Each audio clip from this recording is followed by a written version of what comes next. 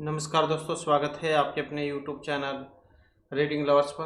दोस्तों, आज की जो वीडियो इसमें हम करने वाले हैं, आपका हरियाणा में जो टीचर एलिजिबिलिटी जो टेस्ट है टीएसटी पीएचडी या पीआरटी वाला, जिसके आगे अप्रैल में होने की संभावना है, तो आपके एग्जामों के लिए महत्वपूर्ण क्वेश्चन आज की वीडियो में हम यहाँ पर करने वाले हैं। और अगर आप स्टेट के अलावा सीटी वाला जो एग्ज़ाम है, इसकी भी अगर आप तैयारी कर रहे हैं, तो ये क्वेश्चन आपके इस एग्ज़ाम के लिए भी महत्वपूर्ण रहने वाले हैं, क्योंकि हमने इसमें सबसे पहले आपके हरियाणा जी के जैसे महत्वपूर्ण क्वेश्चनों को लिया है और उसके बाद में आपके जो अन्य जो सब्जेक्ट है उसके महत्वपूर्ण क्वेश्चन हम करेंगे।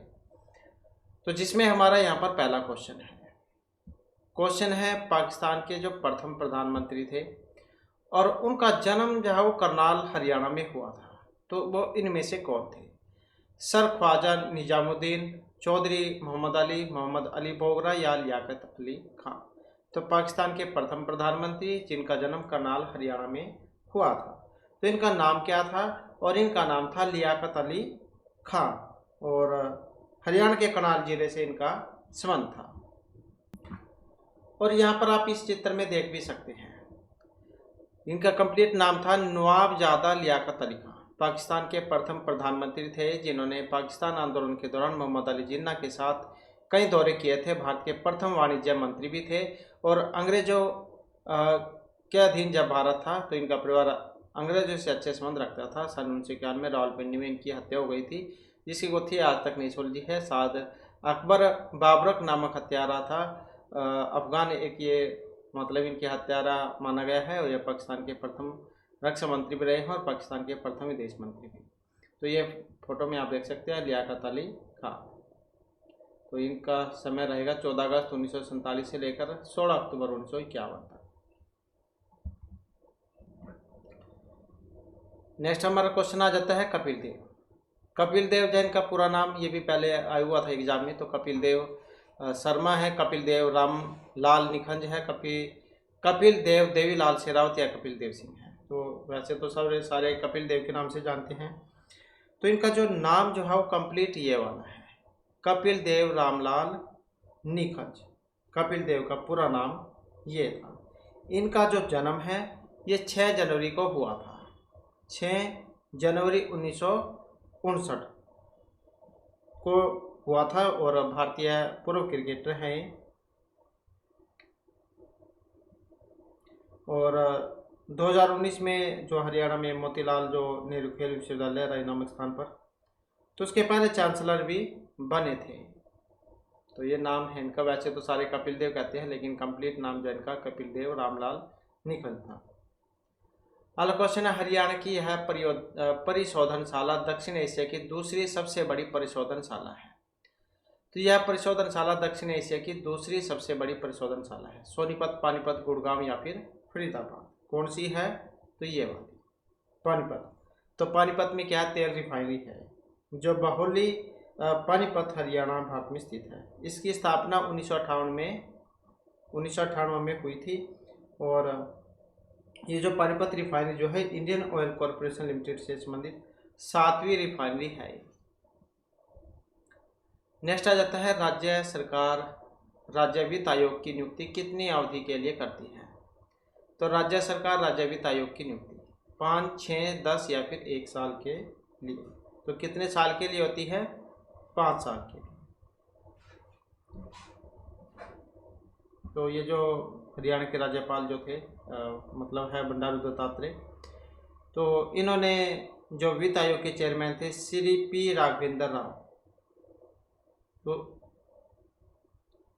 इनको जो 6ठे वित्त आयोग के लिए गठित किया था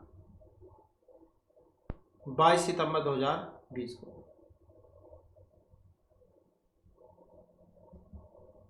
नेक्स्ट आ जाता है, बस आप इतना याद रखिएगा, ये वित्त आयोग की नियुक्ति कौन करते हैं? राज्यपाल। नेक्स्ट आ जाता है क्वेश्चन हमारा, हरियाणा का यह बाजार उत्तर भारत का सबसे बड़ा कपड़ा बाजार माना जाता है। जवाहर कपड़ा बाजार, सदर, सौरी या ख्यालिया बाजार। तो उत्तर भारत का सबसे बड़ा कपड़ा बाजार है, तो कौन सा है? सौरी बाजार। और कहाँ पर है? रोहतक में है। कहाँ पर? रोहतक में।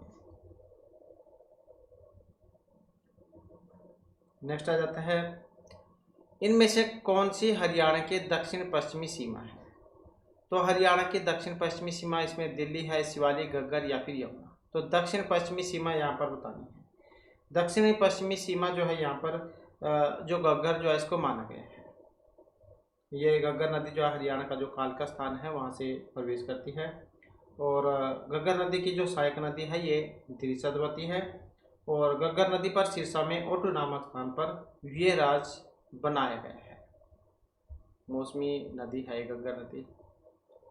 नेक्स्ट है हरियाणा में पंचकुला आईटी पार्क किस वर्ष में स्थापित किया गया था? तो किस वर्ष से स्थापित हुआ था?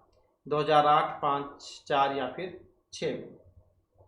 तो यह हुआ था वर्ष 2008 में। कहाँ पर है? पंचकुला आईटी पार्क पंचकुला में है, 2008 में हुआ था। और ये तो पंचकुला की बात है। पंचकुला की जगह अगर यहाँ पर चंडीगढ़ होता तब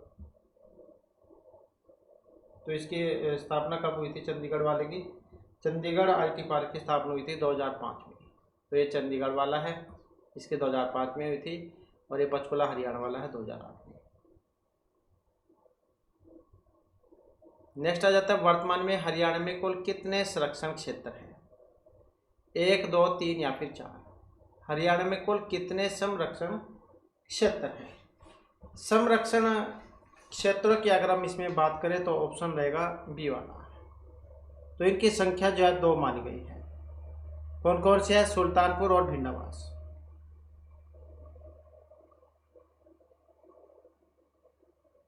और सरस्वती और बीरवार अभयारण्य ये संरक्षित क्षेत्र में के अंतर्गत आते हैं। नेक्स्ट है इस मकबरे को हरियाणा का ताजमहल भी कहा गया है। हमजा पीर का मकबरा, शेख चिल्ली का, पीर मुबारक शाह का या अबू अली का मकबरा। तो हरियाणा का ताजमहल जो है इसके नाम से जाना जाता है। और ये शेख चिल्ली का मकबरा है, थानेसर कुरुक्षेत्र में है। और इस मकबरे को हरियाणा का ताजमहल इतिहासकार डेविड रॉस ने कहा था। तो किसने कहा था? ये थे डेविड रॉस। तो इन्होंने कहा था।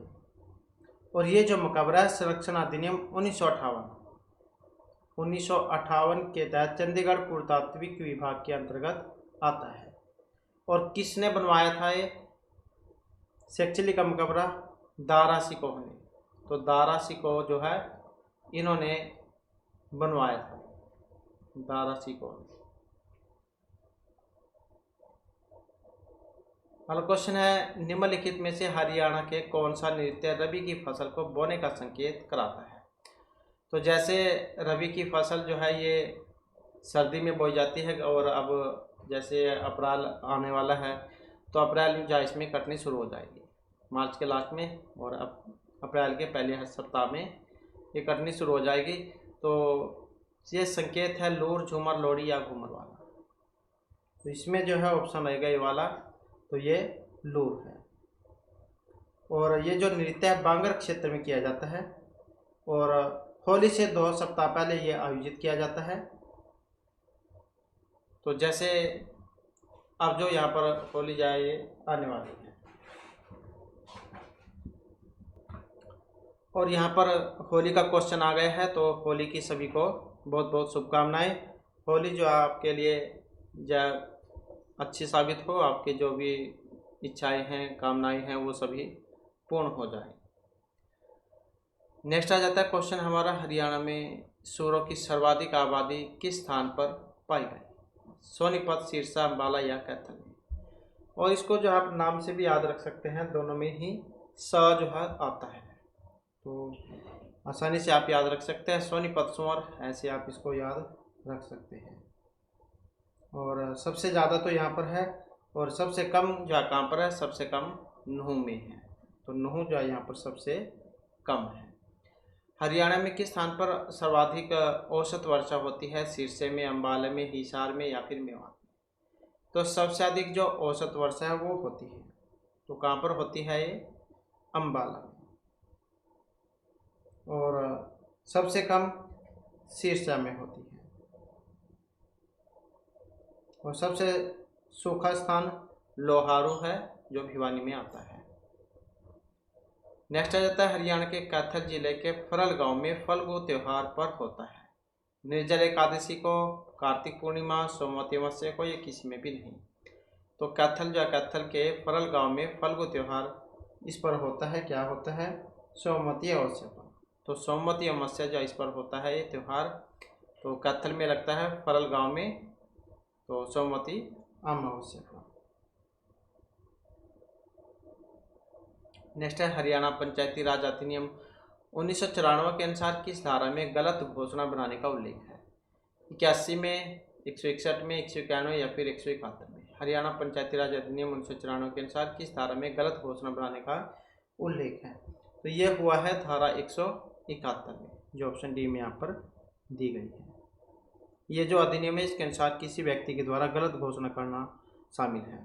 तो मतदाताओं की सूची की तैयारी, संशोधन का सुधार, मतदाताओं की सूची में या किसी भी प्रविष्ट को शामिल करने या शामिल करने लिखित रूप में एक बयान या घोषणा जो कि झूठी है और जिसे वह या तो जानता है या गलत मानता है या सच नहीं मानता है। अधिनियमों में ऐसे शब्दों के लिए कारावास के साथ सजा का प्रावधान है जो 1 वर्ष तक का हो सकता है, और इसके साथ ही 5,000 रुपये का जुर्माना या दोषी होने के मामले में दोनों जा हो सकते हैं।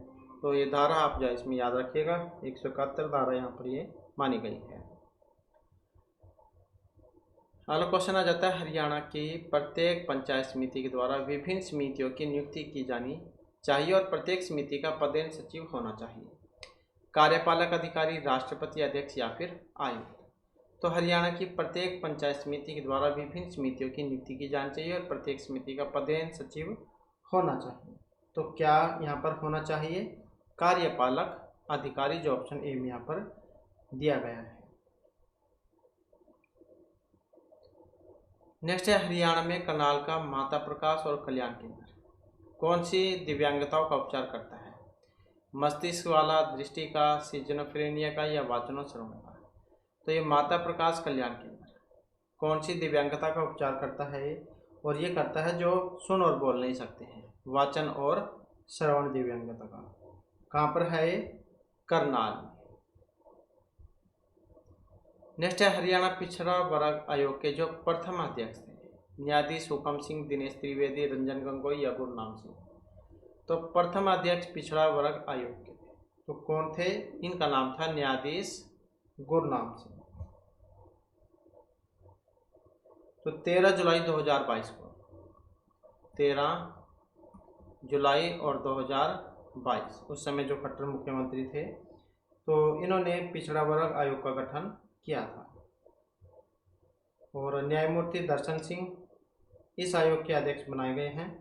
इसके अलावा पूर्व कुलपति डॉक्टर एस.के. गक्खड़, श्यामलाल झांगड़ा और अनुसूचित जाति एवं पिछड़ा वर्ग कल्याण विभाग के महानिदेशक इस आयोग के सदस्य हैं, जबकि अनुसूचित जाति और पिछड़ा वर्ग कल्याण विभाग के विशेष सचिव मुकुल कुमार सदस्य सचिव के तौर पर नियुक्त किए गए थे। तो ये 2022 जो उस समय की बात है। तो प्रथम यहाँ पर पूछा गया, प्रथम तो कभी कभी हो, तो थे न्यायाधीश गुरनाम सिंह। नेक्स्ट हमारा क्वेश्चन है हरियाणा पंचायती राज अधिनियम 1994 की जो धारा थी उसके अंतर्गत पंचायत समिति भंग की जा सकती है 10, 100, 110 या फिर 111 के अंतर्गत। तो ये की जा सकती है 110 जो है इसके अंतर्गत। और धारा 100 जो 100 वाली है फंड के एप्लीकेशन से संबंधित है। और 10 पंचायत समिति मंडल 5 साल तक रहेगा, ये से संबंधित है।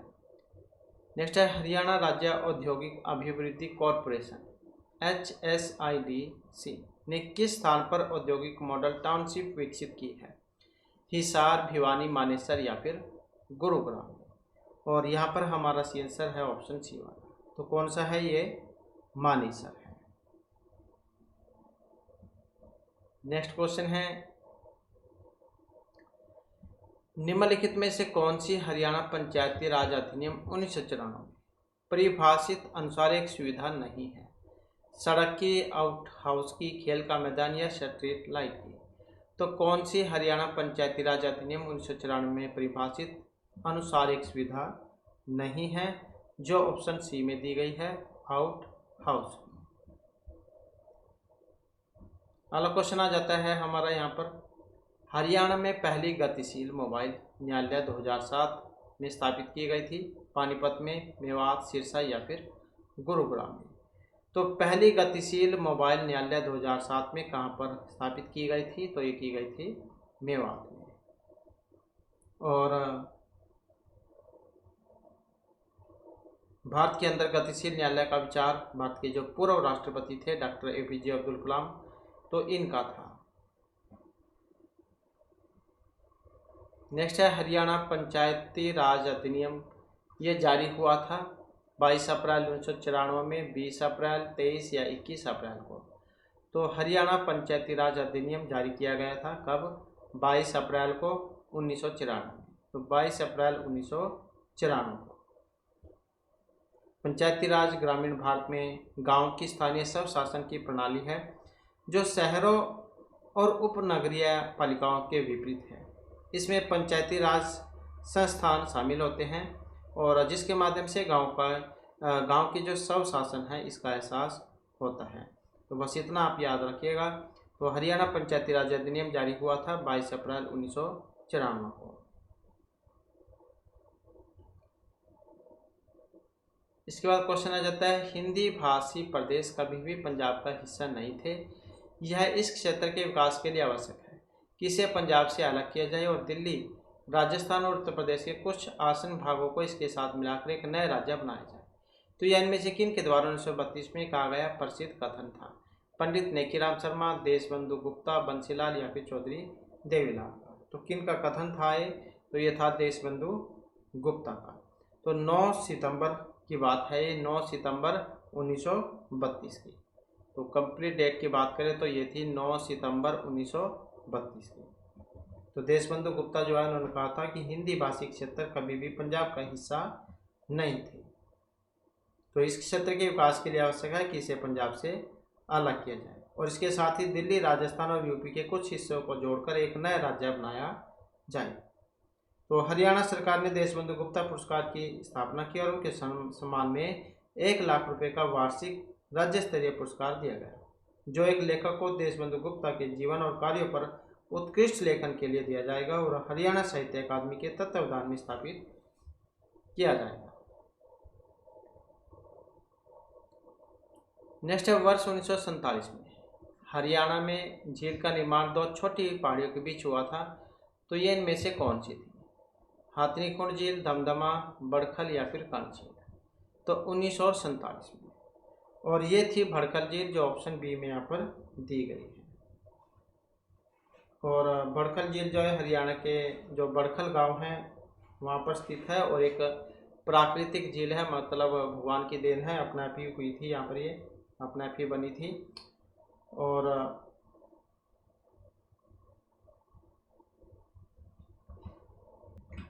तो यहाँ पर हम थोड़ा सा इसके बारे में देख लेते हैं। तो बड़खल झील हरियाणा का जो फरीदाबाद जिला इसके बड़खल गांव में है। राष्ट्रीय राजधानी जो दिल्ली से 32 किलोमीटर दूरी पर है। मानव निर्मित झील है। आसपास के जो खेत पानी है उनकी आपूर्ति के लिए बनाया गया था। अरावली की 2 नीचे जो पहाड़ी है इनके बीच बांध बनाकर बनाया गया था। इस झील में पर्यटक जल क्रीड़ा का आनंद ले सकते हैं। इस झील के पास अरावली जो पर्वत निकला है उस गाँव का नाम पार्शियन भाषा से लिया गया है। और हरियाणा की कुछ और झीलों की बात करें तो दमदमा झील गुड़गांव में है, सुल्तानपुर झील ये भी गुड़गांव में है, कोटला झील ये करनाल में है। तो इसके साथ ही आप इनको भी याद रखिएगा। नेक्स्ट हमारा यहाँ पर क्वेश्चन आ जाता है। तो यहाँ पर क्वेश्चन है कि ब्रिटिश काल में हरियाणा पंजाब का भाग बना था 1857 में, 58 में, 19 में या 47 में। तो हरियाणा पंजाब का भाग बना था तो कब ये बना था? और ये बना था 1858 में। तो ब्रिटिश शासन के दौरान हरियाणा को 1858 में पंजाब प्रांत में मिला दिया गया था और 1857 के विद्रोह के बाद किया गया था। ये हरियाणा तब दिल्ली क्षेत्र के रूप में जाना जाता था और 1858 से 47 तक ब्रिटिश शासन के दौरान इसे पंजाब प्रांत के हिस्से के रूप में प्रकाशित किया गया था। नेक्स्ट है हरियाणा का यह राष्ट्रीय उद्यान यमुनानगर में स्थित है। सुल्तानपुर, कलेसर, असोला भट्टी या भिंडावास। तो इसमें अगर हम देखें तो ऑप्शन जो ये सी में दिया गया है। तो ये जो क्लेसर राष्ट्रीय उद्यान जो है ये यमुनानगर में आ जाता है, जो 3 राज्य हिमाचल प्रदेश, उत्तरांचल और यूपी के साथ सीमा साझा करता है। और जो यमुना नदी है ये उत्तर प्रदेश के साथ पूर्वी सीमा बनाती है। और ये जो शिवालिक पर्वतमाला है उत्तर में हरियाणा, हिमाचल प्रदेश और उत्तरांचल के बीच राज्य की सीमा को ये अलग करती है। और क्लेसर राष्ट्रीय उद्यान का नाम संरक्षित क्षेत्र में स्थित क्लेसर मतलब जो शिव मंदिर है इसके नाम पर रखा गया था। और 8 दिसंबर 2003 को इस पार्क को राष्ट्रीय उद्यान घोषित किया गया था। नेक्स्ट आ जाता है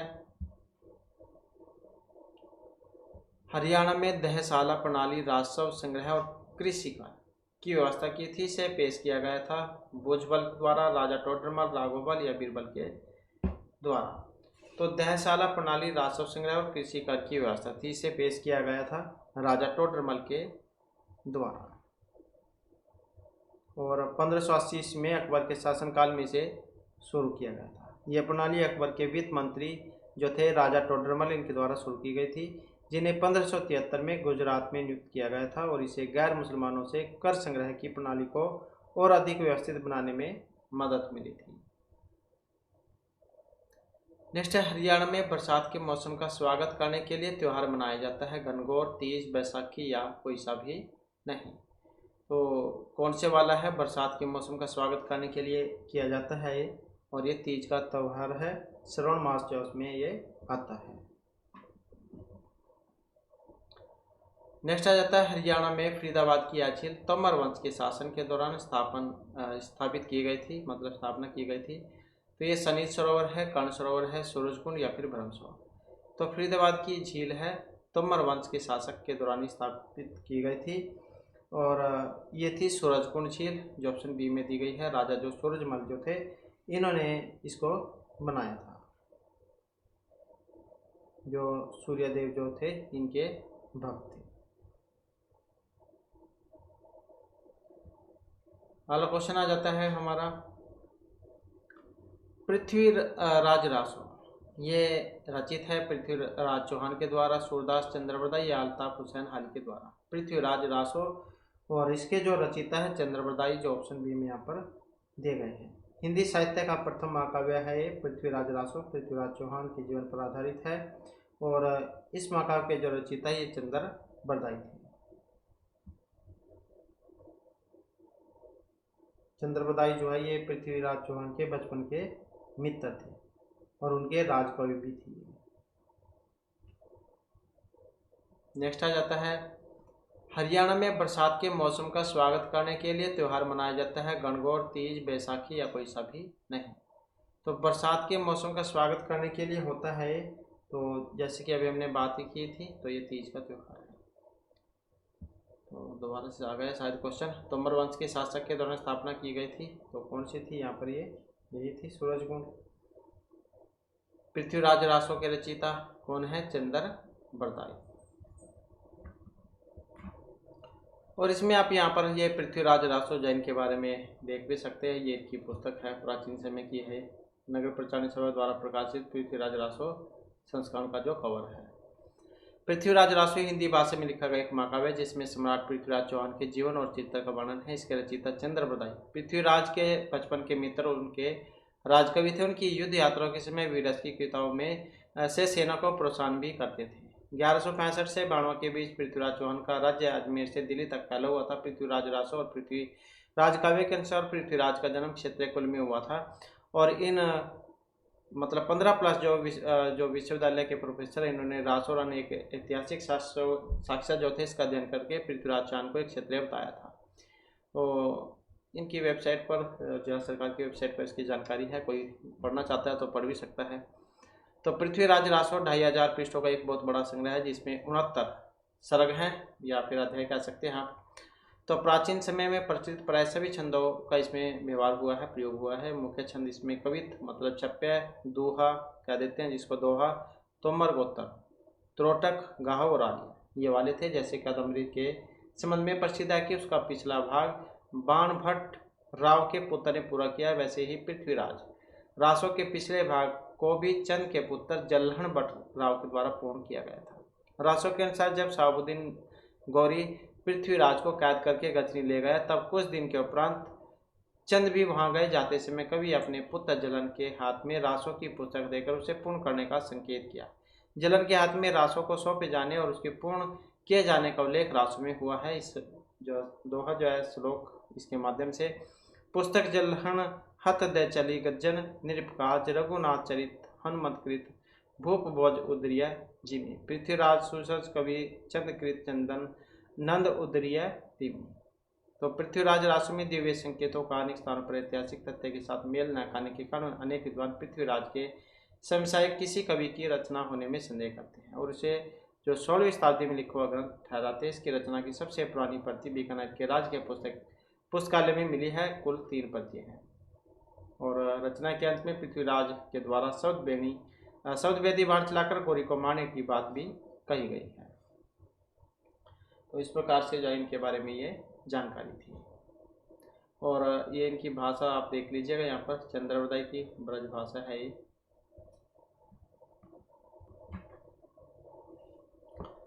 इसके बाद आ जाता है अगला क्वेश्चन हमारा। क्वेश्चन है यहाँ पर वर्ष 2015 में हरियाणा सरकार ने किसको स्मार्ट सिटी के रूप में विकसित करने की घोषणा की थी? गुड़गांव को, खारी को और पानीपत या फिर अम्बाला को। तो किसके जो है यहाँ पर घोषणा ये हुई थी और ये घोषणा हुई थी गुड़गांव की। तो गुड़गांव जाए यहाँ पर इसमें सही आंसर जाइए हो जाए। तो गुड़गांव को स्मार्ट सिटी के रूप में विकसित करेगी। तो स्मार्ट सिटी के रूप में भी गुड़गांव जो इसको जाना जाता है। मेट्रो सिटी भी कहा जाता है क्योंकि सबसे पहले मेट्रो भी यहीं चली थी। नेक्स्ट है जवाहरलाल नहर से निकाली गई है और हरियाणा महेंद्रगढ़ जिले से गुजरती है। तो बांकड़ा है, गुड़गांव, भिवानी या पूर्वी यमुना नहर है। तो जवाहरलाल नहर से निकाली गई है और हरियाणा महेंद्रगढ़ जिले से गुजरती है। तो कौन सी है? बांकड़ा नहर, जो यहाँ पर ऑप्शन ए में दी गई है। तो यहाँ पर हम जो ये भाखड़ा नागल जो नहर है इसके बारे में भी थोड़ा सा देख लेते हैं। तो ये जो भाखड़ा नागल परियोजना जो थी, इस बांध की योजना की बातचीत 1944 जो इसमें शुरू हुई थी और इस पर तत्कालिक जो पंजाब के राष्ट्र मंत्री थे उस समय श्री छोटूराम और बिलासपुर के राजा के बीच नवंबर 1994 में समझौता हुआ था। फिर 8 जनवरी 1945 को इस प्रोजेक्ट की प्लानिंग पूर्ण हुई थी। इस बांध का जो शुरुआती निर्माण कार्य जो 1946 में शुरू हुआ था और 1948 में बांध बनना ही शुरू हो गया था। फिर 17 नवंबर 1955 को तत्कालिक जो प्रधानमंत्री थे उस समय जवाहरलाल नेहरू, तो इनकी उपस्थिति में कंक्रीट के द्वारा बांध का निर्माण जारी शुरू हुआ था और इसका निर्माण अमेरिकी जो इंजीनियर थे हार्वे स्लोकेम के निर्देशन में अक्टूबर 1963 में पूर्ण हुआ था। और इस बांध की जो ऊंचाई है ये 225.55 मीटर मतलब 740 फुट है। लंबाई की बात करें तो ये 518.16 मीटर मतलब 1700 फुट और चौड़ाई की बात करें तो 9.14 मीटर मतलब 30 फुट है और यह 2.3 लाख हेक्टेयर कृषि भूमि को सिंचित करती है। और ये जो नदी जो बांध सतलुज नदी पर बना है, ये जो बांध है सतलुज नदी पर बना है और ये बांध दो बांधों भाखड़ा और नागल बांधों से मिलकर बना है। भाखड़ा जो बांध है नागल बांध से 13 जो किलोमीटर की दूरी पर ये बना हुआ है। तो इनके बारे में इतना आप याद रखिएगा। नेक्स्ट हमारा यहाँ पर क्वेश्चन है 12 जैन मंदिर ये कहाँ पर है? पानीपत, फरीदाबाद, सोनीपत या फिर कैथल में है या कैताल कहाँ पर है 12 जैन मंदिर? तो ये सोनीपत में है जो यहाँ पर ऑप्शन बी में दिया गया है। अगला क्वेश्चन आ जाता है करनाल जिले में बागवानी परियोजना स्थापित करने के लिए हरियाणा सरकार के साथ किस देश ने भागीदारी की थी? इजराइल, जापान, फ्रांस या यूनाइटेड स्टेट ऑफ अमेरिका ने। तो करनाल जिले में बागवानी परियोजना के लिए जो भागीदारी यहाँ पर की गई थी इजराइल ने, जो ऑप्शन ए में यहाँ पर दिया गया है। और हरियाणा जो सरकार है इसने 6 करोड़ की लागत से करनाल जिले के गरोंडा में एक इंडो इजराइल बागवानी परियोजना की स्थापना की थी, जिससे किसानों को बेमौसमी सब्जी उगाने में सक्षम बनाया जा सके। नेक्स्ट है हरियाणा में Indira Gandhi super thermal power project ये यमुनानगर, खेदड़, झज्जर या काकोरी कहाँ पर है? तो Indira Gandhi super thermal power project कहाँ पर है? तो ये झज्जर में है, जो यहाँ पर ऑप्शन बी में दिया गया है। और Aravali power company private limited एक संयुक्त उद्यम कंपनी है जिसे एनटीपीसी लिमिटेड की 50% हिस्सेदारी Haryana power generation corporation limited की और 25% और इंद्रप्रस्थ पावर जनरेशन जो कंपनी लिमिटेड है इसकी 25% हिस्सेदारी है। कंपनी को 21 दिसंबर 2006 को भारत सरकार, दिल्ली और हरियाणा सरकार की प्राइवेट लिमिटेड के रूप में पंजीकृत किया गया था।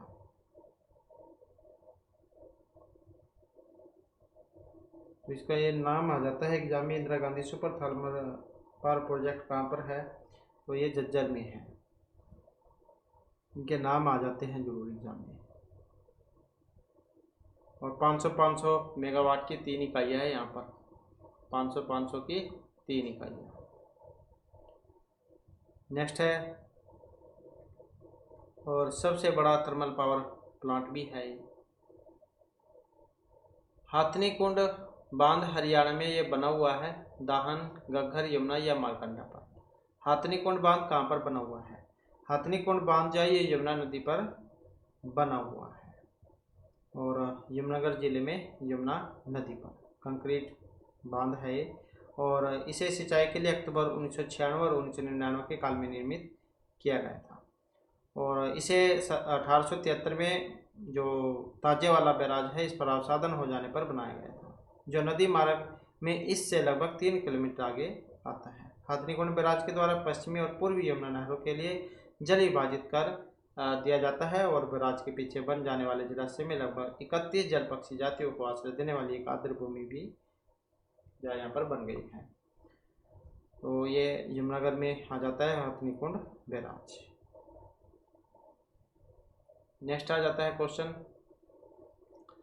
पंजाब को ब्रिटिश भारत का नया प्रांत घोषित किया गया था प्रथम आंग्ल सिख युद्ध में, द्वितीय, तृतीय, चतुर्थ आंग्ल सिख युद्ध में।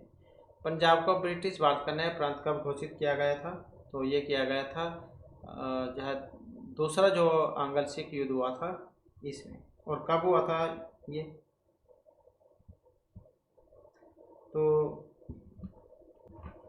तो ये जो युद्ध जो है 3 हुए हैं, जिसमें से जो ये दूसरे वाला जो युद्ध है द्वितीय आंग्ल सिख युद्ध, ये 1848-49 के बीच हुआ था।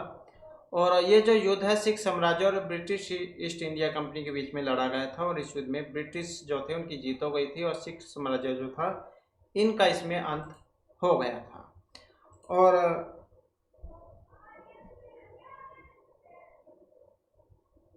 उस समय जो है ये गवर्नर जनरल जो थे लॉर्ड डलहौजी, इन्होंने 29 मार्च 1849 को पंजाब का ब्रिटिश साम्राज्य में विलय कर दिया था, जब ये तीसरा हुआ था आंग्ल सिख युद्ध 21 फरवरी 1849 को।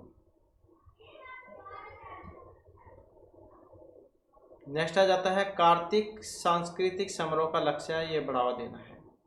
कृषि कटाई के लिए, काइट फ्लाइंग के लिए, मार्शल आर्ट या इनमें से कोई सा भी नहीं।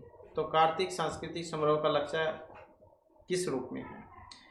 तो इसका संबंध है मार्शल आर्ट और लोक कला को बढ़ावा देने की और 1996 से जो इसको मनाया जा रहा है, 1996 से। नेक्स्ट आ जाता है, सूरदास महान संत की शिक्षाओं से प्रेरणा लिया माना जाता है रामदास को, चैतन्य, हरिदास या वल्लभाचार्य को। तो सूरदास महान संत की शिक्षाओं से प्रेरणा लिया माना जाता है, तो किसे माना जाता है? वल्लभाचार्य को, जो ऑप्शन डी में दिया गया है। तो ऐसा कहा जाता है कि उन्होंने वल्लभाचार्य की शिक्षाओं से अपनी प्रेरणा ली है, जिनसे वे 1510 में मिले थे।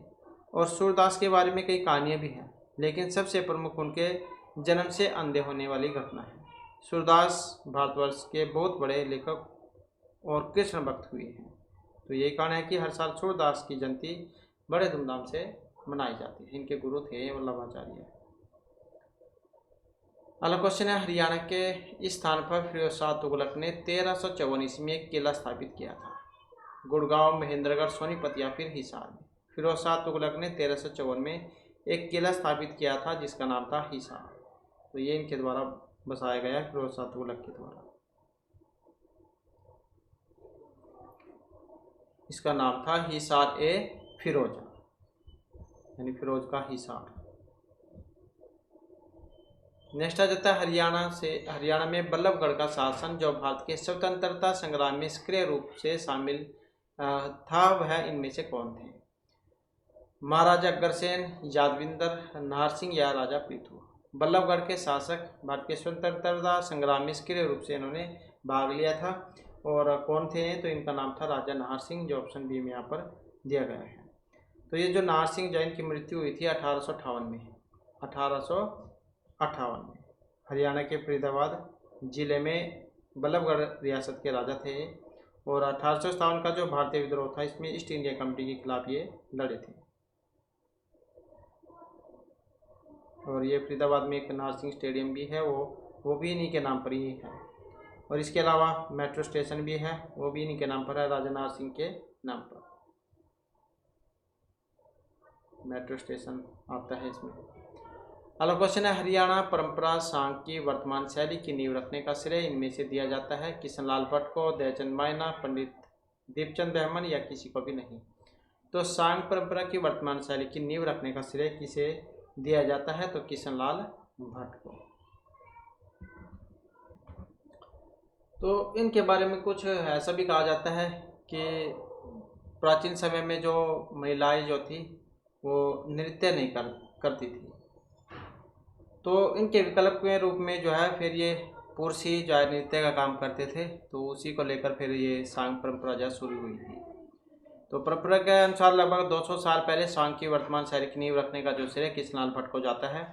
मुगल काल के दौरान विशेष रूप से औरंगजेब के समय महिलाओं को सार्वजनिक प्रदर्शन करने से सख्त मनाही थी, क्योंकि महिलाएं नृत्य नाटक के रूप में भाग नहीं ले सकती थी, इसलिए पुरुषों ने पारंपरिक रूप से उनकी भूमिकाएं निभाई थी। बाद में विभिन्न कलाकारों ने सामाजिक राजनीतिक स्थितियों के अनुसार शैली ये बदल दी। तो पहले लेडीज नहीं कर सकती थी, तो पुरुष ही करते थे। तो ये सांग देखे भी होंगे आपने, तो उसमें जाए पुरुष ही होते थे, तो लेडीज़ के कपड़े डाल के तो वैसे ही जाए नृत्य करते थे। नेक्स्ट आ जाता है हमारा क्वेश्चन यहाँ पर, हवा सिंह ने निम्नलिखित खेलों में से कौन से खेल में 2 एशियन गेम्स स्वर्ण पदक जीते हैं? हवा सिंह ने भारोत्तोलन, मुक्केबाजी, दौड़ या फिर बैडमिंटन में। अब यहाँ पर अगर हम देखें तो ऑप्शन जो है बी हमारा रहेगा, तो कौन सा है? ये मुक्केबाजी है। तो हवा सिंह का संबंध किससे है? मुक्केबाजी से है, जिन्होंने एशियाई खेलों में 2 स्वर्ण पदक जीते थे, और ये पदक 1966 में एशियाई खेलों में जीते थे, जो बैंकॉक में आयोजित हुए थे। फिर 1970 के खेलों में जो बैंकॉक थाईलैंड में भी आयोजित किए गए थे। तो 2 बार इन्होंने जीते हैं, 1966 में भी जीते थे और फिर 1970 में। मुक्केबाजी से इनका संबंध है। अगला क्वेश्चन है, सैन फ्रांसिस्को में गदर के शिल्पकार में से एक थे और स्वतंत्रता आंदोलन के उस चरण में पहले हरियाणवी शहीद भी थे। तो ये इनमें से कौन है? अब यहाँ पर जो है ये लाला लाजपत राय हैं, हुकम सिंह है, पंडित नेकीराम शर्मा या पंडित काशीराम। तो कौन है? तो सैन फ्रांसिस्को में गदर के शिल्पकार में से एक थे और स्वतंत्रता आंदोलन के उस चरण के पहले हरियाणवी शहीद थे। तो इनका नाम था पंडित काशीराम, जो यहाँ पर ये ऑप्शन डी में दिया गया है।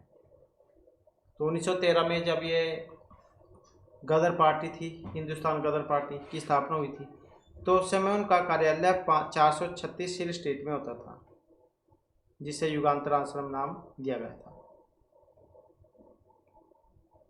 नेक्स्ट आ जाता है हमारा क्वेश्चन,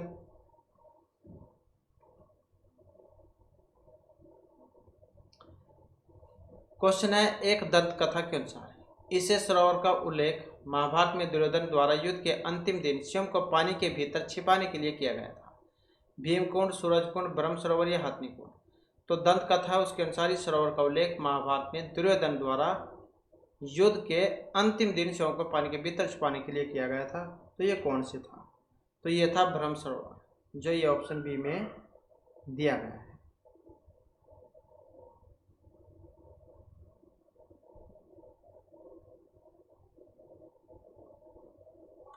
तो वैसे तो अगर हम देखें तो इस क्वेश्चन में बहुत ज़्यादा विवाद हुआ है। एचएससी जो है इस क्वेश्चन को बहुत बार बदलता रहा है, तो कई बार बदला है एचएससी ने इस क्वेश्चन को। तो पता नहीं अब कौन सा है, ब्रह्म सरोवर भी माना था इन्होंने। और एक बार तो जो ये डुंडू तीर्थ जो जींद में है उसको भी माना था।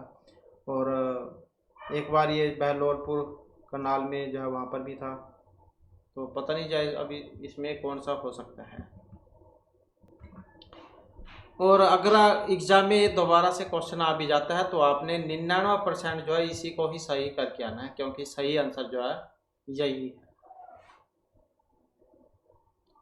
इसके बाद फिर हमारे जो आपके इंग्लिश ग्रामर वाले जो क्वेश्चन ये आ जाते हैं, जिसमें पहला क्वेश्चन रहेगा तो प्रेपोजिशन जब से क्वेश्चन है dash man many childrens were present, तो यहाँ पर बिसाइड आएगा, इन, बिसाइड्स या कोई सभी नहीं, तो किसका यहाँ पर इसमें प्रयोग होगा।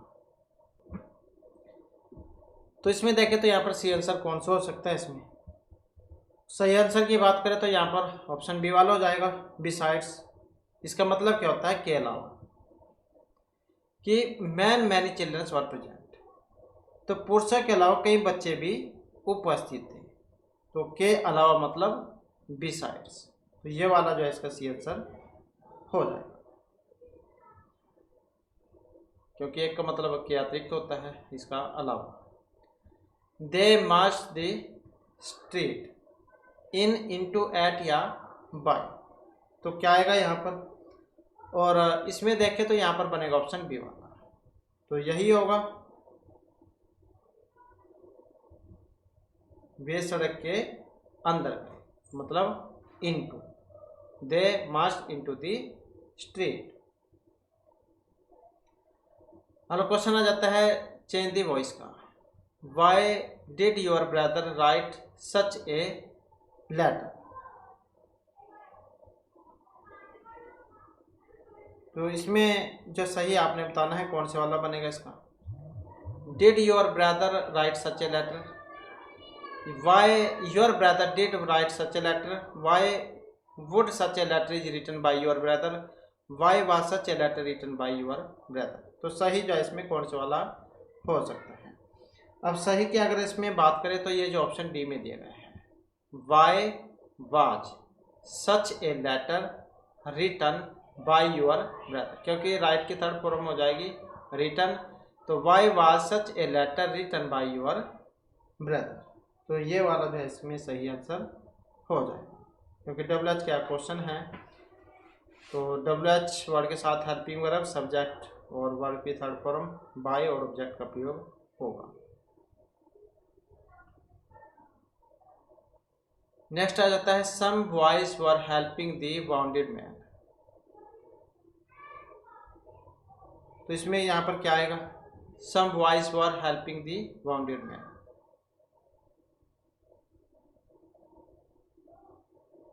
तो सहायता कर रहे थे जिसका या यहाँ पर चोट लगी हुई थी, मतलब लगाव था, तो some boys is helping the wounded man, तो आईएनजी वाला है, तो the wounded man is being helped by some boys, the wounded man was being helped by some boys, the wounded man will be helped by some boys। अब इसमें अगर हम देखें तो कौन सा बन सकता है यहाँ पर, तो इसमें अगर हम देखें तो ऑप्शन सी वाला बन सकता है, क्योंकि जहाँ पर आईएनजी होता है तो उसके साथ बीइंग का प्रयोग होता है, तो विल तो होगा नहीं, और ये ऐसे ही बना हुआ है, तो यहाँ पर कौन सा बनेगा, ये वाला ऑप्शन सी वाला इसका हो जाएगा, द वाउंडेड मैन, यहाँ से शुरू हो जाएगा, the wounded man was being third form हो जाएगी helped by some boys, तो ये वाला फिर इसका हो जाएगा, क्योंकि भूतकाल निरंतर में सकारात्मक है और ऐसे वाक्यों का जो निष्क्रिय रूप जो है S was verb, being verb की थर्ड फॉर्म, बाय और ऑब्जेक्ट, ये वाला होता है,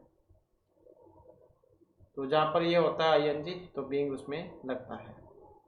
नेक्स्ट है select the correct phrasal verb, तो फ्रेजल वर्ब है यहाँ पर ये प्लीज डोंट आवर कन्वर्सेशन, तो इसमें देखें तो कौन सा बनेगा इसका, तो मतलब जो बातचीत है उसमें हस्तक्षेप नहीं करो, break in, break in on, break in to या ब्रेक आउट, तो यहाँ पर इसका कौन सा बनेगा। अब इसमें अगर हम देखें तो कौन सा बन सकता है, तो यही बनेगा ऑप्शन सी वाला, break in on, please do not break in on our conversation. तो मतलब जो हमारे जो बातचीत है उसमें हस्तक्षेप मत करो। तो ब्रेक इन ऑन ये वाला हो जाएगा इसका। अगला क्वेश्चन आ जाता है, we had to powdered milk as fresh milk was not available. तो इसमें fall back out, fall back on या फॉल ऑन क्या आएगा इसमें? अब यहाँ पर अगर हम इसमें सही देखें तो ये जो ऑप्शन बी में दिया गया है फॉल बैक ऑन, जिसका मतलब है किसी ऐसी चीज़ का उपयोग करना जो मूल रूप से नियोजित नहीं थी। We had to fall back on powdered milk as fresh milk was not available, क्योंकि ताज़ा दूध तो था ही नहीं, तो डब्बे वाले से काम चलाया। तो फॉल बैक ऑन। नेक्स्ट आ जाता है यहाँ पर, select the appropriate figure of speech from the given option. The whole city went out to see the victorious general. तो यहाँ पर देखिए तो क्या आएगा इसमें, क्योंकि whole city went out to see the victorious general, तो ये जो शहर था वो इसको देखने गया हुआ था। तो इसमें देखें तो कौन सा आ सकता है यहाँ पर? अब यहाँ पर इसमें अगर हम देखें तो ए वाला मैट्रिमनी जा इसका सही आंसर रहेगा। मैट्रिमनी मतलब एक ये अलंकार जिसमें किसी चीज़ को उससे संबंधित चीज़ के नाम से दिखाया जाता है। तो शहर के जो लोग हैं उनको संदर्भित यहाँ पर इसमें किया गया है। तो मैट्रिमनी जा इसका सही आंसर यहाँ पर हो जाएगा।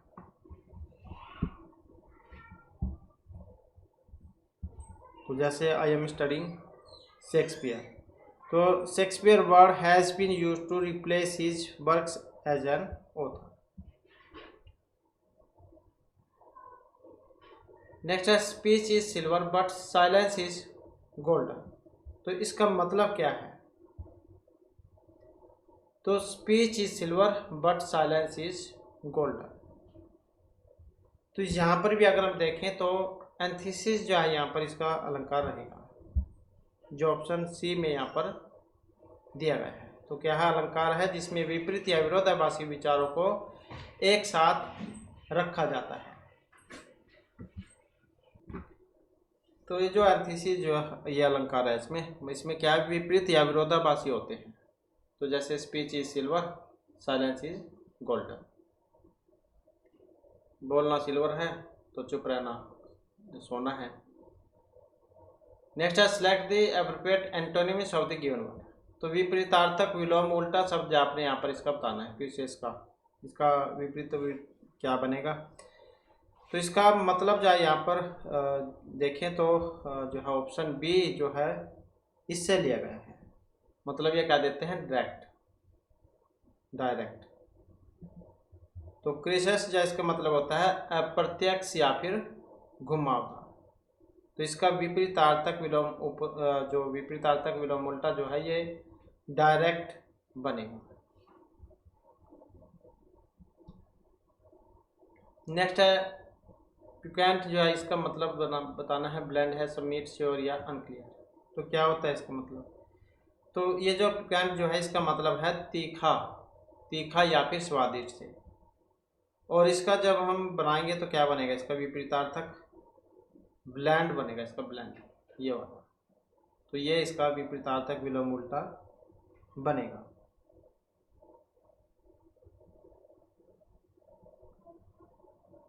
अगला क्वेश्चन आ जाता है, select the correct option of the italic word. तो इसमें क्या है? सही बताना है आपने। The child whom you were talking is to my nephew. तो जिससे आप जब बातचीत कर रहे थे, नेफ्यू है। तो ये लेक्सिव है, रिफ्लेक्सिव है, डेमोस्ट्रेटिव है या पोसेसिव प्रोनाउन है। तो कौन सा सर्वनाम जो है यहाँ पर ये किसका मतलब वाक्य का उदाहरण है? कौन सा है इसमें? और यहाँ पर जो है इसमें देखें तो ऑप्शन जो है ए को माना गया है क्वालिटिव। एडजेक्टिव है मतलब जो है देखें तो ऑप्शन ए वाले रिलेटिव प्रोनाउन। तो रिलेटिव प्रोनाउन जो है यहाँ पर इसका ये माना गया है, क्योंकि होम जो आया है ये होम ये संबंधवाचक सर्वनाम के अंतर्गत आता है, जिसका जो उपयोग है वो पहले उल्लिखित संज्ञाओं को संदर्भित करने के लिए किया जाता है। तो होम जो है ये रिलेटिव है, रिलेटिव प्रोनाउन, संबंधवाचक सर्वनाम। नेक्स्ट है there is a brick wall surrounding the house. तो ये क्वालिटिव है, नॉमिनल है, एम्फेसिस है या प्रॉपर एडजेक्टिव है। तो कौन सा विशेषण का उदाहरण है ये? अब यहाँ पर इसमें अगर हम देखें तो ये जो ऑप्शन ए में दिया गया है क्वालिटिव एडजेक्टिव, तो ये वाला है, क्योंकि ब्रिक जो है इंटेज होती है ये गुणात्मक विशेषण है जो दीवार की जो गुणवत्ता है उसको दिखाता है। तो क्वालिटी जो है वो वाला एडजेक्टिव है गुणात्मक, क्योंकि ईंटों से बना हुआ है तो क्वालिटी है इसकी। नेक्स्ट आ जाता है government has drawn up a plan to help unemploy. The आएगा, एन आएगा, एन आएगा या नो नीडेड। तो इसमें देखें तो यहाँ पर जो सही आंसर अगर हम देखें तो ऑप्शन जो है ए वाला इसका हो जाएगा। The government has drawn up a plan to help the unemploy. तो ये वाला हो जाएगा यहाँ पर, क्योंकि द जो है इसका उपयोग एक विशेषण से पहले उन सभी लोगों को संदर्भित करने के लिए किया जाता है जिनका वर्णन किया गया है। तो द जो है इसका प्रयोग यहाँ पर इसमें हो जाएगा। The rich people, the honest people, ऐसे होता है। नेक्स्ट आ जाता है Birbal was wisest of the 9 jewellers in Akbar court. तो 9 रत्न जो थे उनमें से थे एक ये बिरबल, अकबर के जो 9 रत्न थे। तो इसमें ए आएगा, एन, द या किसी का भी प्रयोग यहाँ पर इसमें नहीं होगा। तो इसमें अगर हम देखें तो जो ऑप्शन सी है द, इसका प्रयोग होगा Birbal was the wisest of the 9 jewellers in Akbar court. 9 जो नौ रत्न हैं उनमें से एक थे ये बिरबल, क्योंकि ये जो वाक्य है इसमें जो सुपरलेटिव है डिग्री, तो इसके साथ निश्चित लेख दा का उपयोग होगा। नेक्स्ट आ जाता है choose the correct idiom from the given option. तो मुहावरे लोकोक्ति होती है, जैसे तो he got into serious trouble when the court declared his business agreement. तो इसमें देखें तो यहाँ पर इसका कौन सा बन सकता है? All and sundry in black and white, a hard nut a crack, null and void. तो इसमें जो यहाँ पर माना गया है ऑप्शन डी को, तो नन एंड वॉइड इसको माना गया है एक मुहावरा है जिसका मतलब होता है कानूनी रूप से अमान्य। तो he got into serious trouble when the court declared his business agreement. तो जब कोर्ट ने जब के बारे में बतलाया, तो ये नन एंड वॉइड आएगा, क्योंकि कानूनी रूप से ये अमान्य था, तो ये कठिनाई में इस समय आ गया, सीरियस ट्रबल। नेक्स्ट है she lost her temper and began shouting at me. तो यहाँ पर भी मुहावरा लोकोक्ति ही है, तो इसका मतलब क्या है? She lost her temper and began shouting at me on the spot of the moments without term of reason in cold blood या एट ए स्ट्रेच। तो इसमें देखें तो यहाँ पर कौन सा बन जाएगा इसका? बी वाला, विदाउट ट्रेम्स और रीजन। तो ये भी एक मुहावरा है जिसका मतलब है बिना किसी तार्किक या स्पष्ट कारण के। तो she lost her temper and began shouting, तो मतलब उस पर चिल्लाने लगे बिना किसी कारण के। तो विदाउट ट्रेम्स और रीजन। नेक्स्ट आ जाता है identify the below given sentence as a simple, compound और कॉम्प्लेक्स सेंटेंस। तो यहाँ पर ये जो वाक्य है वो बताना है सरल संयुक्त मिश्र में कौन सा है। Whenever it rains I feel a craving for hot tea and fried snacks. तो इसमें देखें तो कौन से वाला वाक्य है यहाँ पर ये, और इसमें अगर हम देखें तो कॉम्प्लेक्स जो सेंटेंस है वो माना गया है, जटिल वाक्य है। तो मिश्र वाक्य, तो बहुत सारों की यहाँ पर ये आदत भी होती है, जैसे बरसात देखी कि आज तो पकौड़ा खाने का मन कर रहा है, तो सेम ऐसे ही सेंटेंस है यहाँ पर। तो whenever it rains I feel a craving for hot tea and fried snacks. तो कॉम्प्लेक्स सेंटेंस यहाँ पर रहेगा ये। नेक्स्ट है I listen to the song and feel nostalgic. अब इसमें देखें तो यहाँ पर कौन सा आएगा इसमें, और यहाँ पर जो ये कंपाउंड सेंटेंस है जो ऑप्शन ए में दिया गया है।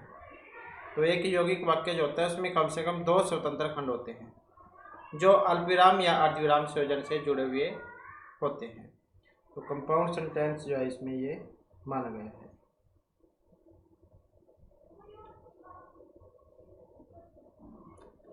नेक्स्ट क्वेश्चन है select the correct option of the present participle in the given sentence. Arriving late at the show had already begun. तो इसमें देखें तो यहाँ पर जो है इसमें कौन सा आएगा, और सही आंसर की अगर हम यहाँ पर इसमें बात करें तो सही आंसर जो ऑप्शन सी वाला हमारा रहेगा। तो arriving late he found that the show had already begun, क्योंकि लेट थे तो जो था वो पहले ही शुरू हो चुका था। तो सी वाला जो इसमें हो जाएगा, arriving late show had already begun. तो ये ऐसे हो जाएगा, arriving late he found that the show had already begin.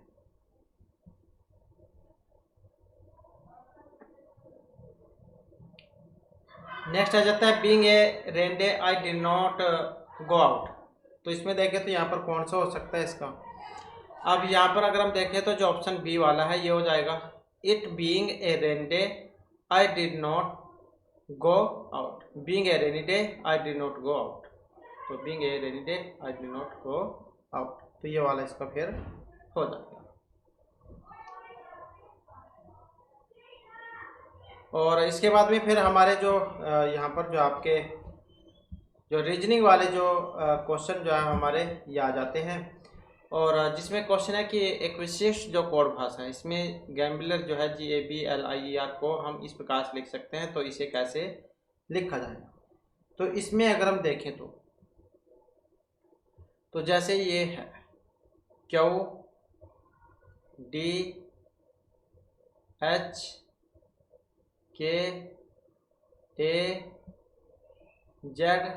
और इस प्रकार से है। तो इसमें अगर हम देखें तो यहाँ से अगर हम देखें तो G से और F EFG ऐसे होता है, या इसको आप देखें तो G और F मतलब EFG ऐसे होता है, EFG। या यहाँ पर भी आप इसे ऐसे लिख सकते हैं GABLIER, और यहाँ पर इसे लिख ले QDHKAZ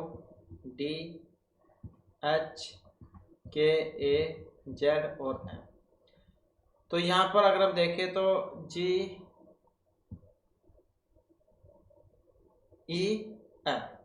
ABCDEFG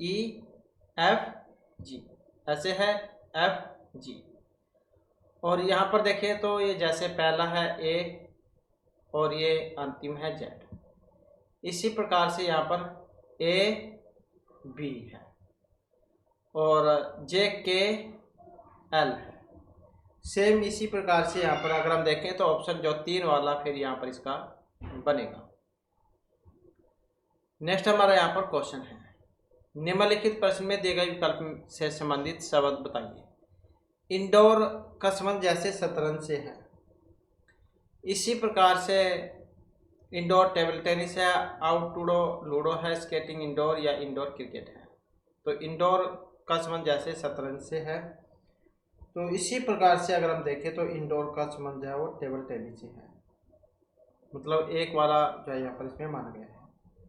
जैसे शतरंज इंडोर गेम है, तो इसी प्रकार से जो टेबल टेनिस है वो भी इंडोर में ही होता है।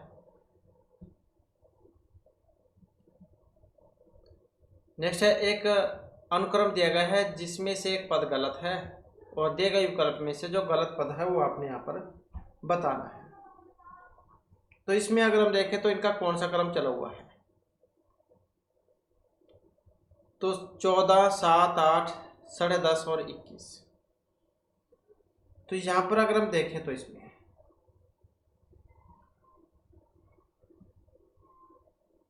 तो 1, 7 मतलब 0.5 का अंतर है। इसी प्रकार से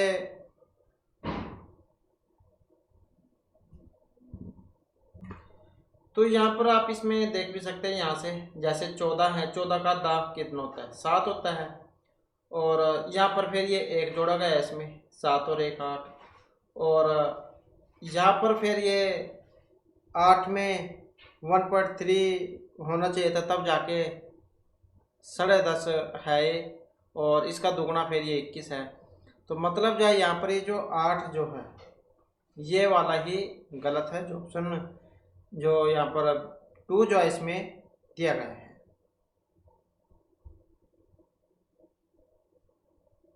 क्योंकि यहाँ पर जैसे आता है, अगर इसमें 1.5 हम करें, 1.5 जोड़े साथ में, तो ये 8.5 हो जाता है, 8.5। फिर 8.5 में 1.2 जोड़े तो फिर ये 10.5 हो जाता है, 10.5। फिर ये आगे दुगुना है, तो ये वाला फिर यहाँ पर इसमें गलत है। नेक्स्ट है, एक अनुक्रम दिया गया है जिसमें से एक पद गलत है और दिए गए विकल्प में से गलत जो संख्या वो आपने यहाँ पर बतानी है। तो ये आप देख सकते हैं FRL JUH NXT RAY YDB। तो गलत जो है कौन से वाला है इसमें गलत अगर हम देखें तो यहाँ पर ऑप्शन 3 जो है इसको गलत माना गया है, RAY वाला। क्योंकि F से J देखें तो यहाँ पर 4 अल्फ़ाबेट आ जाएगा, EFGHIJ। J से N देखें तो ये भी 4 है इसमें, और यहाँ पर भी 4 है, ये वाला ये भी 4 हो जाएगा। नेक्स्ट अगर देखें R से U, RSTU 3 है, इसमें भी 3 है, और यहाँ पर भी 3 है, ये भी 3 है। नेक्स्ट अगर हम देखें तो यहाँ से तो इसमें क्या है, L से H अगर हम देखें, L से H तो इसमें मतलब HIJ के L 4 का अंतर है इसमें। H से D देखें तो इसमें भी 4 का है। D से Y देखें तो इसमें भी 4 का है, और ऐसे ही इसमें देखें इसमें भी 4 का है। लेकिन यहाँ पर अगर हम देखें U, ये R U X A Y और ये D, तो ये जो यहाँ पर इसमें सही नहीं है, तो ये इसको माना गया है। नेक्स्ट है 8 लड़कियां हैं ABJKPRLT केंद्र की ओर मुकर के एक वृत्ताकार मेज के इर्द गिर्द बैठी हुई हैं। जरूरी नहीं है किसी क्रम में हो, JP के विपरीत बैठी हुई है, या तो A या तो B के निकटतम पड़ोसी है, T और L निकटतम पड़ोसी है। J के दाईं ओर दूसरी है, या तो T या L J के तुरंत दाईं ओर है। तो इनका मतलब जो क्रम बताना है कि ये किस तरीके से बैठी हुई है। तो कुछ इस प्रकार से जाए बैठी हुई है, और इसमें आप यहाँ पर देख भी सकते हैं J जो है P के विपरीत बैठी हुई है। J जो है P के विपरीत है, मतलब इसके दूसरी साइड में है यहाँ पर J, तो इसके दूसरी साइड में P है। या तो A या तो B K के निकटतम पड़ोसी है, या तो A या B K का निकटतम पड़ोसी है। T और L निकटतम पड़ोसी है, T और L निकटतम पड़ोसी है। और J K के दाईं ओर दूसरा है। J जो है K के दाईं ओर दूसरा है, क्योंकि अंदर मुंह है इनका, तो इसका दाएं बनेगा, इस साइड में बाईं बनेगी। या तो T या तो L J के तुरंत दाईं ओर है। यदि ए पी के तुरंत बाईं ओर है तो एल ए के तुरंत बाईं ओर है। तो आर के बारे में इनमें से कौन सा कथन सही हो सकता है आर के बारे में? तो इसमें अगर हम देखें तो जे आर के तुरंत दाईं ओर है, आर एल के विपरीत है, आर के तथा बी के मध्य में है, के आर के दाईं और दूसरे स्थान पर है। तो आर के बारे में यहाँ पर बताना था, और तो ये वाला सही आंसर है, जे आर के तुरंत दाईं ओर है। तो जे जो है आर के तुरंत दाईं ओर, अब ये आर है, इसका राइट हैंड ये बनेगा, तो तुरंत दाईं ओर है, यही सही है इसमें। नेक्स्ट है 6 दी गई आकृति में कितने ज्यादा त्रिभुज हैं? अब त्रिभुज जो इसकी संख्या यहाँ पर इसमें बतानी है, तो देख सकते हैं आप त्रिभुज यहाँ पर कितने सारे हैं। ये वाली भी त्रिभुज है और ये वाली भी त्रिभुज है, एक ये वाली भी त्रिभुज है, ये भी त्रिभुज हो जाएगी, ये सारी भी त्रिभुज है, एक ये लंबे वाली ये भी त्रिभुज है, एक ये वाली कंप्लीट ये वाली भी त्रिभुज है। तो इस प्रकार से जो यहाँ पर त्रिभुजों को अगर हम देखें तो इनकी जो संख्या ये 16 हो जाती है। नेक्स्ट आ जाता है यहाँ पर निम्नलिखित प्रश्न में दी गई श्रृंखला से गलत आकृति को चुनिए। अब इनमें से एक गलत है और गलत कौन से वाली है? तो यहाँ पर देख सकते हैं एक के ऊपर सर्कल है और एक के नीचे यहाँ पर वाइट डॉट है। इसी प्रकार से नेक्स्ट में एक सर्कल और एक डॉट है। अगली आकृति में तो एक लाइन और इसके ऊपर ये सर्कल है। नेक्स्ट वाली में देखें तो यहाँ पर भी सेम वैसी ही है, और इसमें देखें तो यहाँ पर भी सेम है, लेकिन एक जा यहाँ पर कम हो गया है। अगली में देखें तो यहाँ पर जा इसमें ये बदल गया है, और इससे अगली में देखें तो यहाँ पर ये दूसरे वाला आ गया है और यहाँ पर एक ही रह गया है। तो इसमें पैटर्न बनना चाहिए था, तो कौन सा वाला फिर यहाँ पर इसमें बनेगा इसका? तो ये वाला हो जाएगा, क्योंकि ये जो प्रत्येक आकृति जो इसमें एक रेखा बिंदु के साथ कम हो रही है। यहाँ पर एक थी, इसमें कम हो गई, फिर इसमें कम हो गई, तो प्रत्येक अगली आकृति में एक रेखा बिंदु के साथ कम हो रही है। तो इसलिए श्रृंखला की तीसरी आकृति वाली गलत है। तो तीसरी जो आकृति जो है यहाँ पर इसमें गलत ये मानी गई है, तो ये वाली फिर इसमें गलत हो जाएगी। अगला क्वेश्चन आ जाता है नीचे दिए गए प्रश्न में कुछ कथनों के बाद उन कथनों पर आधारित कुछ निष्कर्ष दिए गए हैं। तो कथन निष्कर्ष वाला क्वेश्चन है यहाँ पर ये। तो इसमें है कि कोई जे आर नहीं है, कोई भी जो जे है, कोई भी जे आर नहीं है, कोई आर डब्ल्यू नहीं है, कोई भी आर डब्ल्यू नहीं है, कोई भी आर डब्ल्यू नहीं है, सभी डब्ल्यू के हैं, सभी जो डब्ल्यू हैं वो के हैं। तो देखें तो यहाँ पर कोई के आर नहीं है, कोई भी के आर नहीं है, तो बात तो ठीक है, नहीं है। कोई आर जे नहीं है, कोई आर जे नहीं है, कुछ डब्ल्यू आर नहीं है, कुछ डब्ल्यू आर नहीं है, तो कुछ डब्ल्यू आर नहीं है, ये भी बात ठीक है। कोई आर जे नहीं है, ये भी बात ठीक है। तो इस आधार पर देखें तो यहाँ पर कौन से वाला इसका सही आंसर हो सकता है? तो इसमें अगर हम देखें तो दूसरे तीसरे वाला जो है ये ठीक है, क्योंकि कोई आर जे नहीं है, ये बात ठीक है। कुछ आर डब्ल्यू आर नहीं है, डब्ल्यू आर नहीं है।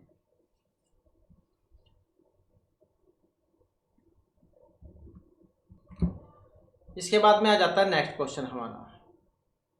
तो यहाँ पर क्वेश्चन है कि एक बस है, दक्षिण की ओर 100 मीटर यात्रा करती है, वह दाईं ओर मुड़ती है, फिर 300 मीटर यात्रा करती है। तो इसमें क्या है, दिशाओं के बारे में पहले हमें पता होना चाहिए। मतलब जैसे दिशाएं हैं उत्तर और ये दक्षिण, ये वाली पूर्व और ये पश्चिम। तो एक बस है, जैसे मतलब ये लगा लो यहाँ पर एक बस दक्षिण की ओर 100 मीटर चलती है। अब ये है दक्षिण, इस साइड में चलेगी कितनी?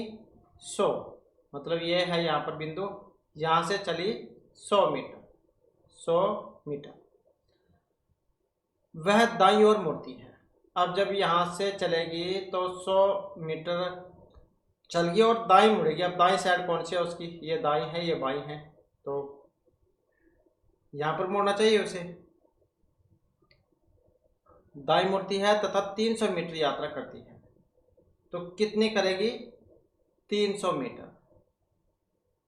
300 मीटर यही बनेगा उसका दायां, तो 300 मीटर यात्रा करती है। पुनः वह दाएं और मुड़ती है और 100 मीटर यात्रा करके दुकान जी पर पहुंच जाती है। अब यहाँ पर क्या है, वो पुनः दाईं ओर मुड़ती है और 100 मीटर चलती है, मतलब यहाँ से दोबारा से मुड़ी और यहाँ पर चली गई।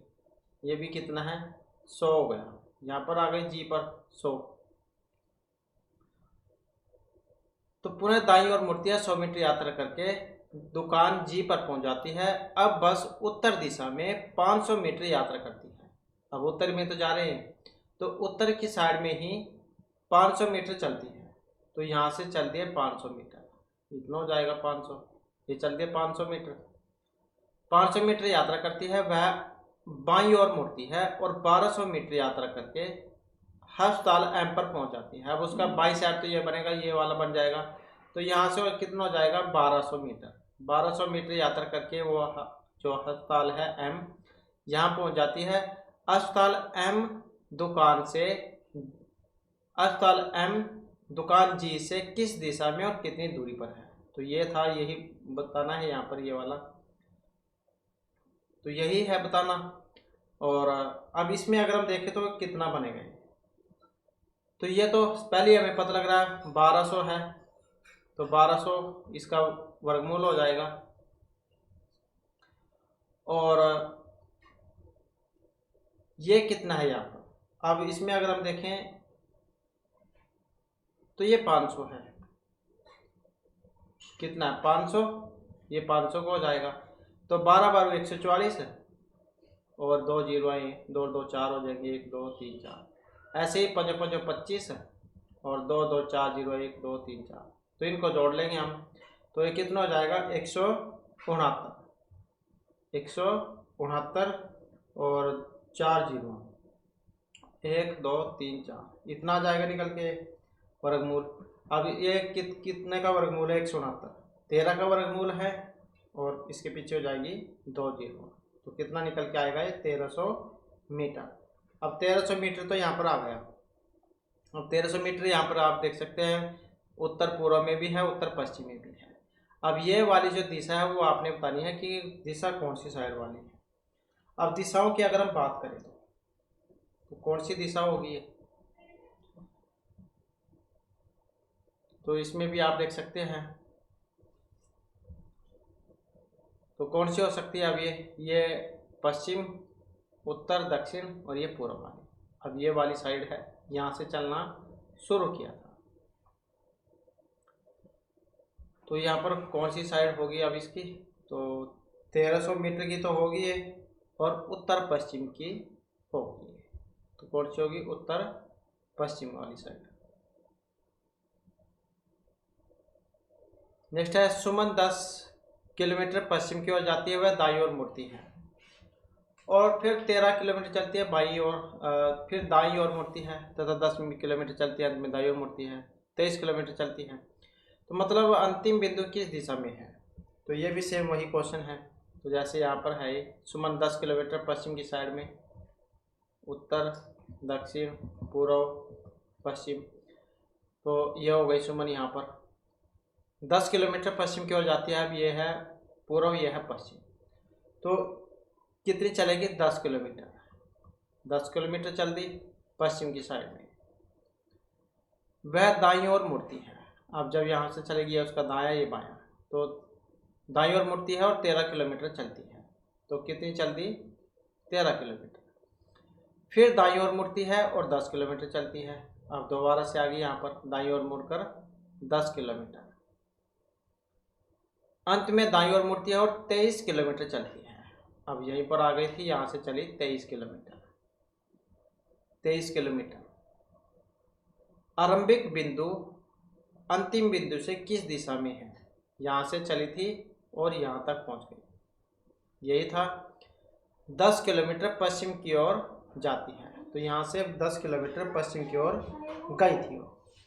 तो ये जो अब आपने बताना है कि वो कौन सी दिशा में है। आरंभिक बिंदु यहाँ से और यहाँ किस दिशा में है। तो यहाँ पर दिशाओं के अगर हम देखें तो ऑप्शन रहेगा इसमें ए वाला, मतलब उत्तर की जो साइड है यहाँ पर इसमें ये मानी गई है, क्योंकि ये है अंतिम बिंदु, यह है आरंभिक बिंदु। तो अगर हम ये दिशाएं ले यहाँ पर, ये वाली यहाँ से चली थी ये वाली, तो उत्तर दक्षिण में है। अब ये उत्तर ये दक्षिण, तो यही बनेगी इसकी उत्तर दक्षिण वाली साइड। तो ये दक्षिण में ये उत्तर में, तो यहाँ से चली थी ये, तो क्या हो जाएगा, इसका उत्तर हो जाएगा ये। तो आरंभिक बिंदु अंतिम बिंदु से उत्तर दिशा में है।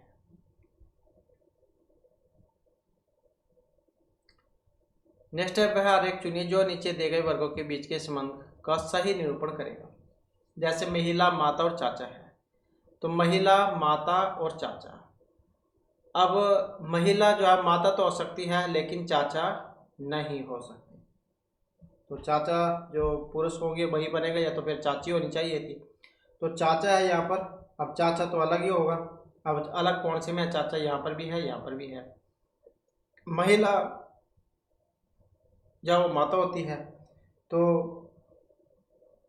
कौन सा बनेगा फिर इसका, यही हो जाएगा, क्योंकि इसका इस संबंध तो नहीं है, ये चाचा तो अलग ही है। तो महिला माता हो सकती है, चाचा नहीं। नेक्स्ट आ जाता है 6 वस्तुएं हैं जी, एच, एल, एम, आर और टी। एक के ऊपर एक रखा गया है। एच तथा एम के मध्य 3 वस्तुएं हैं। एल सबसे ऊपर नहीं है, एच एम के नीचे है, एम सबसे ऊपर नहीं है। आर तथा जी के मध्य 3 वस्तुएं हैं, टी जी के ऊपर है। तो निम्नलिखित में से कौन सा सही हो सकता है। अब सही यहाँ पर कौन सा वाला है, तो इनका क्रम जो है किस प्रकार से बना हुआ है। तो इनका क्रम है ऐसे, सबसे ऊपर आर है, फिर नीचे एम है, और टी और एल एक समान है, और टी और एल ये भी एक समान हो जाएंगे, फिर जी हो जाएगा और उसके बाद एच हो जाएगा। तो ये वाला कुछ क्रम इनका बना हुआ है। तो इसमें अगर हम देखें तो ऑप्शन 4 जो है इसको यहाँ पर माना गया है, ना तो इसमें एक है और ना तो सही है। जी सबसे नीचे है तो सबसे नीचे भी नहीं है जी। एल सबसे ऊपर है तो ये भी सही नहीं है, क्योंकि एल ऊपर नहीं है, तीसरे नंबर पर है। तो इसका आंसर इसमें जाइए तो ऑप्शन 4 वाला बनेगा। और यही हमारी क्लास में महत्वपूर्ण क्वेश्चन थे। नेक्स्ट वीडियो होगी, इसमें आपके लिए नए जो महत्वपूर्ण क्वेश्चन हम लेकर आएंगे। और हमारे साथ अंत बनाने के लिए धन्यवाद।